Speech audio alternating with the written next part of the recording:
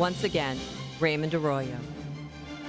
Welcome back to The World Over. There never seems to be a dull moment at the Vatican. Pope Francis is suggesting that rules are about to be shaken.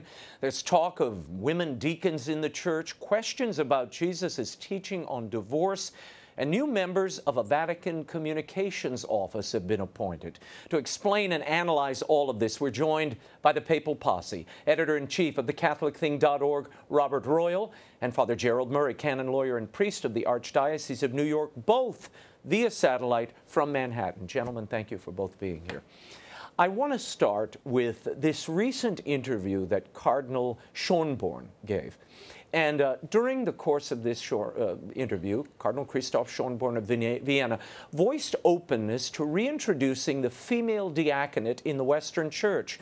And he had this to say when asked what he told committed women who felt discriminated against where only men were ordained. He said, "I can understand the malaise which women feel when they see only men concelebrate. I can understand that we must look like a men's squad up at the altar." Then, during the Pope's Easter Vigil homily, His Holiness had this to say about God upsetting the rules. Quote, "When the high priest and the religious leaders in collusion with the Romans believed that they could calculate everything, that the final word had been spoken, and that it was up to them to apply it, God suddenly breaks in, upsets all the rules, and offers new possibilities. God once more comes to meet us to create and consolidate a new age, the age of mercy." Now, this came after a reflection on the faithfulness of women in the Church. What are you hearing in Pope Francis's words and in Cardinal Schönborn's suggestions? Is this perhaps paving the way for changes in the Church on the question of women deacons, married priests? Well, Raymond, it's certainly something to be concerned about because Cardinal Schönborn is a very close associate of Pope Francis, and for him to speak about Mass with only men celebrating Mass as priests as being, a discriminatory moment causing anxiety among women who are present, this is an ideological take on revelation. Jesus did not choose any women to be priests, and the apostles did not choose any women to be deacons. Now, we had deaconesses in the history of the Church, and they still exist in Orthodoxy, but deaconesses are not women deacons. They were not ordained to carry out the diaconal functions, which in the Catholic Church are part of the sacrament of holy orders. When a deacon acts, he's acting as someone who's been ordained to holy orders. So it would be a very, very serious matter if women were proposed for ordination as deacons, and I hope and pray that it doesn't come to that because it would be very, very serious. Robert Royal, nevertheless, Pope Francis did appoint this investigative committee to examine the question of a female diaconate. Now, this had already been explored under previous papacies not very long ago. Does this fuel the expectation that something is coming? Is that what we're reading here? And is that what you heard in the papal homily on Easter? Yeah, I think that it operates on multiple levels. There is this one way in which it plays into this discussion about deaconesses, and I think Father is exactly right. First of all, it has been studied before, and the idea has just been simply rejected. It doesn't exist in the tradition. I noticed in reading that homily on Easter Vigil that it was cast a little bit more broadly, that women represented all the marginalized and downtrodden and oppressed, their faces throughout the world. And I think that's a legitimate point to make. The problem I have with this is that there's a way in which the Holy Father suggests, maybe he means to do it or maybe he doesn't mean to do it, but he tends to suggest that rules in and of themselves are somehow oppressive, as if, say the rule of law, the rule of canon law, an orderly way of proceeding in a business or in the church itself, that those things are not facilitators, that they are actually oppressive of people per se. So there tends to be, maybe he's attempting to be prophetic, you could put it in a positive sense, and I think that is one side of his papacy. But there's another side of it which almost suggests something anarchic, that all rules are somehow an imposition on human liberty. And in this particular context, I think because of other fears we've had about what's been developing in the Vatican, it wouldn't be improper to worry that this might be the beginning of something much larger. I want to move on to Robert Cardinal Serra, who is the head of the Office of Divine Worship in Rome. Now, recently he gave an address, and it sounds to my ears almost like a prophetic warning about the nature of the Church's present crisis of faith. Cardinal Serra said, as Benedict XVI often emphasized, at the root of the liturgy is adoration, and therefore God. Hence, it is necessary to recognize that the serious, profound crisis that has affected the liturgy and the Church itself since the Council is due to the fact that its center is no longer God and the adoration of Him, but rather men and their alleged ability to do something to keep themselves busy during the Eucharistic celebrations. Cardinal Serra was very blunt in these comments. The Church, he claims, is in crisis after all this time, and the reform of the reform, is it? Robert Royal. Yeah, I mean, this is very, very strong language, and I'm very happy that he actually put this out in a very direct way, because I hear from a lot of different people of various orientations in the Church that they find that the liturgy is flat, and I think the reason is precisely what he identifies, is that instead of opening us out to the transcendent, instead of God coming into the world and instituting the Eucharist and saying to us, this is a way that physically you and I become one, and you are lifted out of what you think of as just your normal humdrum life. The turning inside was a kind of an attempt to be more communal. And communities are fine if God is the center of the community, if the city of God is what we're after and God is put at the center of what we're all doing. But there clearly was an effort to do something else in the 1960s. It wasn't as if these things were spelled out in the documents of Vatican II. They just were imposed by a bunch of people who had an agenda, and an ideological agenda at that. So we may be coming to the end of the period where we're just going to accept this and muddle along. I think that Cardinal Serra is a prophetic voice and a very important voice at this moment in the history of the Church. Father Jerry, I'm going to come to you in a minute, but I want to add this, and you certainly can react to Cardinal Serra's address. Bishop Robert Morlino of Madison has also reacted. Now, he's asking that people in his diocese, particularly children about to receive communion, that they should do so and be instructed to do so on their knees and on their tongue as a way to demonstrate reverence. Why does this matter, and why now? This is great. I really love Bishop Morlino. He's a great figure in the hierarchy in the United States and in the Church in general. And he has realized, I think, the need to confront a real serious problem, which is lack of faith in the real presence of Christ, because of the casual way in which the Holy Eucharist has been distributed and received. Per se, there's nothing illegitimate with communion in the hand, but in practice, I think many priests would agree with me, it has not promoted a deeper faith in the real presence. It's promoted casualness, forgetfulness. I know my last parish, we had communion kneeling at all the Masses, and I could tell, kneeling down, you pause, you wait for the priest to come to you, you're not constantly moving.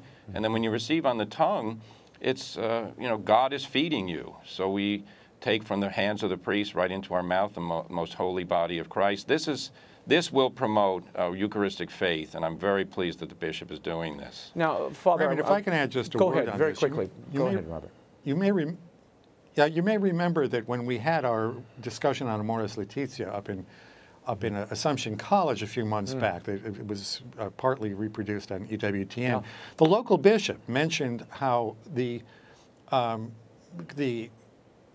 apparent capacity now to provide communion to the divorced and remarried without an annulment, he felt was partly the result of the reduction in reverence toward the Eucharist and receiving it in the hand. That there had been a kind of a stepping down, step by step, so that why not? This isn't something all that special. So bringing back concrete practices like this really does remind people, in a world in which everything is very much put on a horizontal plane, that there is something very special happening, unique happening in the course of the Eucharist that happens in no other place on earth. You gave me a perfect opening and a nice segue talking about Amoris Laetitia. Father Thomas Rees wrote an article in the National Catholic Reporter recently that I know gave Father Jerry a little indigestion, so I'm going to get him to react to this. In it, Father Rees suggests that those who cite Jesus' words in Matthew 19 when discussing Pope Francis's teaching on divorced and remarried Catholics might be in error.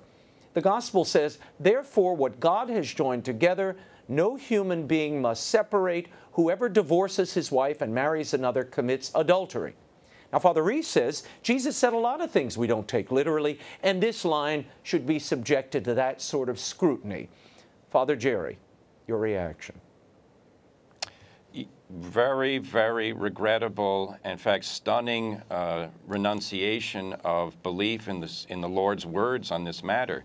You know, Father Reese also says in the article that Jesus gave this as a feminist teaching, and that who knows if he would still say the same thing because women's rights have progressed now.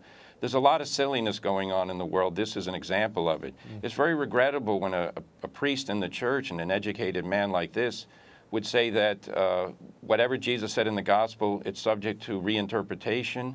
That's why the Lord gave us the magisterium. Remember what he said to the apostles, "He who hears you hears me." And he said, "Peter, you will turn and strengthen your brethren." It's up to the hierarchy. And they have solemnly determined that indissolubility of marriage is the intent of Christ in those words. So when Amoris Laetitia came out, we heard a lot about this being simply a disciplinary matter. It really is a doctrinal matter, as we see now that people like Father Reese are saying we should discard the indissolubility of marriage. So very, very regrettably said that. Father Reese makes the case in the piece. He says, look, Jesus said, if your eye offends you, pluck it out. And we don't go around pulling our eyes out every time we look at something, unfortunate. And he says, how do we determine which words of Jesus are absolutes or open to interpretation? That's really the heart of the article and the big question he raises. Yeah, well, how do we know? We turn to the church, and the church tells us what it means. We don't believe in private interpretation of Scripture. If you want to have your own Bible church and you tell us what it means, well, that's departing from apostolic unity. The church is the one that tells us, and the church has told us clearly, this is a fundamental bedrock teaching, and it goes back to the Lord's own creation. Male and female, he created them to be united. The disunity that it results from divorce was something that the Lord was against. Absolutely.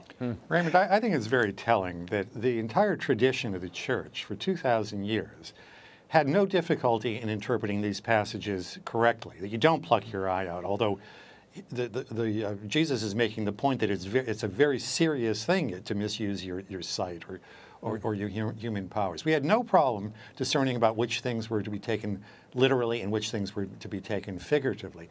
And the fact that someone in our society, where there has been an utter disaster on the sexual front for the last half century, thinks that somehow the tradition ought to be interpreted in terms of current sexual mores, which are not good for human beings. They're not good for women any more now than any other time in history. I think it's disingenuous to say that we can reinterpret it to accord with something that clearly was not taught at the beginning of Christianity and is not helpful to us at this point in history. I want to shift attention to the Order of Malta, which we've been covering in recent weeks, a group that has been really traumatized in recent days. Their former leader, Fra Festing, was removed. And just last week, the Pope's special delegate to Malta instructed Festing not to travel to Rome for the election of his successor. Your thoughts on this?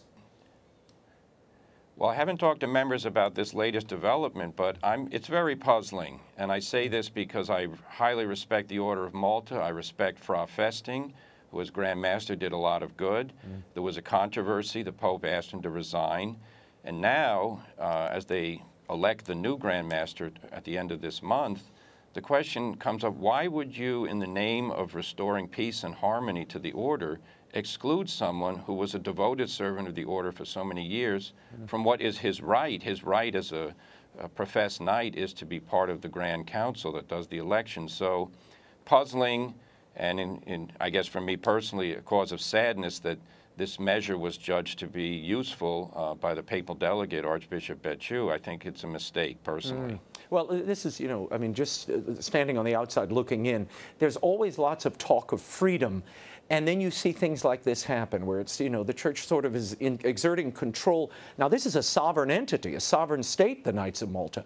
And there doesn't seem to be due regard for the freedom of the members and little concern for the souls and what might happen as a result. Finally, the Pope appointed new consultors to the Secretariat for Communication, his new office to reform the communications apparatus in the Vatican. EWTN CEO Michael Warsaw was one of those new consultors, as was Father James Martin, the best-selling author. Now, his appointment has generated a lot of commentary. Your thoughts? Robert Royal, I'll start with you, and then Father Jerry, you can have a crack at it. Yeah, I find this to be kind of an unusual set of appointments. I mean, we know why Michael Warsaw was appointed. He's a very fine man. Been involved with communications for many years. Father Martin is a very humorous man. He has a good media manner. But it seems to me that you could have found someone else who had not waded in so controversially, in particular about relations with people with same-sex attraction. I mean, this has been one of his constant themes. He's written a book about the way that the church ought to deal with people with same-sex attraction. And I understand in a way why a council like this would like to balance off with someone who's seen as more traditional, with someone who's seen as more progressive. But it's very odd that they would reach for such a radically progressive person, and particularly on this question of same-sex relations. So I think it sends out a message that didn't have to be sent out, that somehow there's, even in dealing with media questions, we're going to be dealing with homosexual questions. Father Jerry, you had two cardinals endorse that book. I mean, Father Martin's book about building bridges to the LGBT community, it's been endorsed by Cardinal Tobin, it's been endorsed by Cardinal Cupich, and now the Holy Father just appointed him to this media position. Seems to embrace the ideas put forward there. Well, I'm waiting for the book to come out, and I think it was Cardinal Farrell, not Cardinal Cupich, who endorsed it, but I don't know the whole list of endorsees. I will say this. Father Martin recently said that he's in favor of transgender bathrooms, and that he thinks that that's a right, and that if boys want to use a girl's room and girls want to use a boy's room, that this is okay. For me, that indicates a profound lack in his appreciation of Christian anthropology, of modesty, of the respect that we have for the rights of people for privacy in matters relating to their body. I think it indicates a profound misunderstanding of what the Church teaches about male and female. As regards same-sex marriage and the like, Father Martin has never, as far as I can tell, been a supporter of courage, and those institutions in the Church are trying to promote chastity and heroic fidelity to Christ's gospel. He always seems, in my opinion, and I'm willing to be corrected, but he always seems to be saying homosexuality is something that is objectively there from God and we have to respect it. And my answer is no. Homosexuality is not God's intent for any human being. It's a disorder. It's intrinsically disordered according to the Catechism. And to say that is not to offend people, it's to give them the liberating truth. He doesn't go that route. He goes the route of understanding and of reception and all the rest, which for me, that's a dead end, and I'm disappointed that the Vatican would not put all of these factors into consideration before naming him, because for me it's disqualifying. If a priest says that men should be able to use women's rooms if they want to, that's not the kind of advice I think should be given by a priest. Father Jerry Murray, Robert Royal, thank you for being here. You can keep up with Robert Royal and Father Gerald's commentary at thecatholicthing.org. Thanks, Posse. We'll be in touch with you soon.